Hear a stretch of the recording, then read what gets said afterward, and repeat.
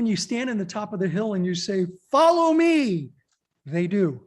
A good leader has great followers behind them, and it's about building a reputation as a great leader. What is a leader? Can you define a leader, maybe 30 seconds?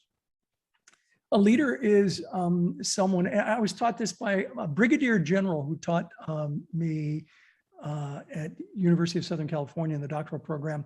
He said, we try to teach leadership in the military, not management. I mean, we teach management too, but leadership in particular, so that when you stand in the top of the hill and you say, "Follow me," they do. You know? And so a good leader has great followers behind them, and it's about building a reputation as a great leader. I studied under Warren Bennis at the University of Southern California as well. He was, in his day, the world's leading expert before John Maxwell took that mantle, and John's a friend and deserves the mantle now. But he taught contextual intelligence and adaptive capacity, two concepts that aren't talked about a lot. He taught me in leadership that you have to understand the context of the situation and then be willing to adapt to that context.